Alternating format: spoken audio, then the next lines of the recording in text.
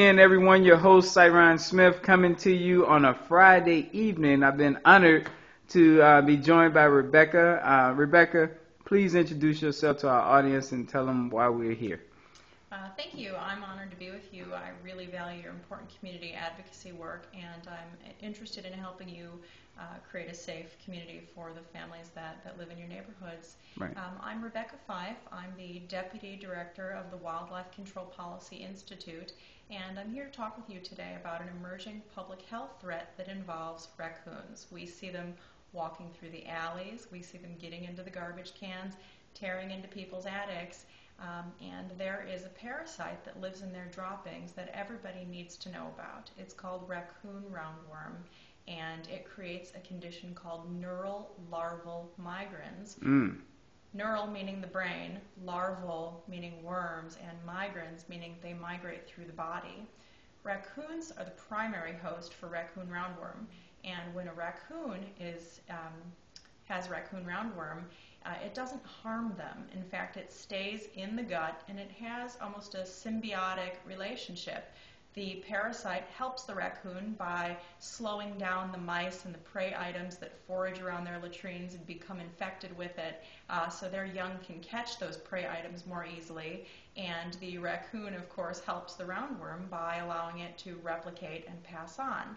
So they're the primary host, and it causes little problem for them. However, over 100 other animals, including human beings, can become infected with raccoon roundworm with very severe consequences, because unlike when a raccoon is infected, the larva in other animals does not stay in the gut. That's when it becomes a migrant. It migrates through the wall of the gut and into sensitive organs, especially the brain, eyes, and spinal cord. Of humans? Yes, of humans, that's right. There are other worms that can do this, like some found in dogs. However, raccoon roundworm is much more severe than those carried by dogs because their size is so much larger. A raccoon roundworm larvae can reach up to 20 centimeters long. Wow. Let me make sure it's 20 centimeters, not 20 Oh, millimeters. yeah. Okay. We're going to ask you to give your number out so they can call you and get more Okay, details as sounds well. good. So it can, be very long, and if that lodges in the eye or in the ocular nerve, it can cause blindness.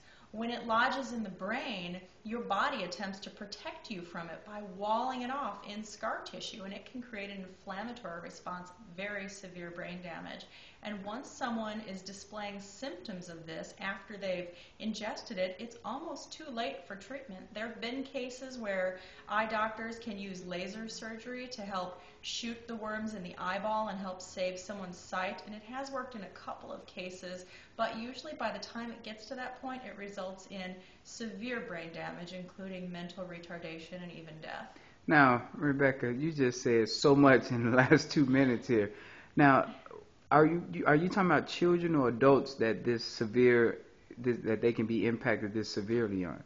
It could affect anyone. However, it's most common in children as well as mentally handicapped individuals. There are two conditions. One is called pica and the other is geophagia. Pica means eating things that aren't really food, and geophagia means eating dirt. And since the raccoon roundworm eggs and the raccoon feces are often in the dirt, it's people who would exhibit those types of behaviors who are more likely to get it. So that's mentally handicapped adults who might pick something up and eat it or eat dirt, or children who just get dirt on their hands. But think about how innocent it could be. Imagine a child is playing and the ball that they're playing with rolls through some raccoon droppings. Those sticky eggs that are very, very tiny are now stuck to the outside of that ball. The child can grab the ball, transfer those eggs to the hands, and then through hand-to-mouth contact, which children touch their mouths, I think I read 20 times an hour on average, could transfer those eggs to themselves and become infected. Now let's talk about, because right now we're in the Marquette Park neighborhood in Chicago. Now, are you from Chicago? Can you talk about the disparities that occur from neighborhood to neighborhood? Yes, absolutely. When was the last time you saw a home left or a building left vacant, not boarded up, doors and windows potentially broken or left open, or the eaves and soffits torn open, and not being addressed by a landlord, and the neighborhood not demanding emergency restitution for that in the Gold Coast. When was the last time? You won't see that. No, I've never seen it either. But just on my way here tonight, I saw a number of buildings where the soffits were vulnerable and prime habitat for raccoons to get in. Now, Rebecca, I knew you were going to be looking for that. I said when you got here, you were going to say, I saw quite a few of those. There are too many happening here. There are too many. And they create harborage for raccoons, and they allow those populations to get out of control. Now, is it a real problem in Chicago, though? That sounds like something in somewhere in the forest preserve. That's a really good point. People ask me that all the time. They say, why are you doing urban wildlife control? Aren't the animals out in the country? And actually, in Illinois, the populations are more dense in the city. When settlers came through this area 200 years ago, the natural carrying capacity in the deciduous forest for raccoons was about 5 animals per square mile. Conversely, fall population estimates in some of the northwest suburbs are up to 99 animals per square mile. So they're much, much higher. And the southwest suburbs surrounding the Brookfield Zoo did a research study of raccoon latrines. Raccoons don't go to the bathroom like a dog does when you take it for a walk. It's not just, wherever it feels like. They create what's called latrines, and the same animal or a number of animals will deposit their droppings in the same area again and again and again. They favor up on wood piles or on picnic tables or at the base of a tree or on the top of a fence or on playground equipment, something like that. Yeah. Now that's something, because even here at Dan Ryan Woods, right here on 87th and Damon, Western area, I've walked up on, I didn't know it was a latrine, but I've walked up on tar-like things, and I didn't have a clue until I read your study. So now I'm wondering if I've come in contact with it, Well, that's true. We recommend that people don't wear their shoes into the house, because anywhere raccoons latrine, they're walking in their own droppings, and then if they walk, across your porch or deck or something like that, and you walk out there, you could be tracking in those sticky eggs on your shoes. We take ours off at the door for that reason. Wow. And we never let our child play in a sandbox, because that's also prime latrine territory for raccoons. So what does state and local officials do if this is a problem of that magnitude?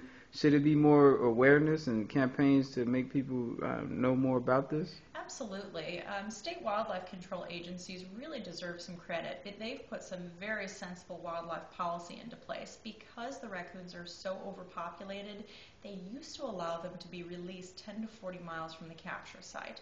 But now they don't allow them to be spread from area to area. They require that they're either released on the same property and within 100 yards of capture, which generally isn't feasible, or euthanized to bring the populations down to a more normal, healthy level. So that's a really great step in the right direction. However, what we need to do is educate people about raccoon roundworm. It's an emerging public health threat that people are just barely becoming aware of the magnitude of.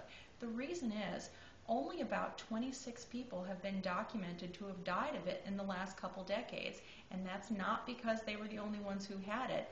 That's because it's not routinely tested for. There was a groundbreaking study here in Chicago where about 350 children who were being brought to the hospital for other reasons, the researchers took their blood to see if they had antibodies for raccoon roundworm to determine whether or not they'd been exposed, and 7% of them had. That showed researchers that there aren't just the fatal cases that cause blindness and death, but there are also latent or covert cases that may be mistaken for other things. They could be completely asymptomatic, or it could be migraines, learning disabilities, autism, or other conditions that are attributed to those conditions might actually be raccoon roundworm some of the time, and we've got to sort that out. I mean, there are a lot of really tragic, debilitating things that science isn't advanced enough to do something about. So if this is preventable, and it's just a matter of inexpensive public health information, letting people know what latrines look like, letting them know how to appropriately clean them up when they find them in their property, to teach children never to touch droppings, and that if parents see that a ball has bounced through something or something like that, how to sanitize that properly, for certain lives can be saved. Wow. That is so much. You have a number of websites where people can call you and gain more information? We do. Our nonprofit can be found at wildlifepolicy.org.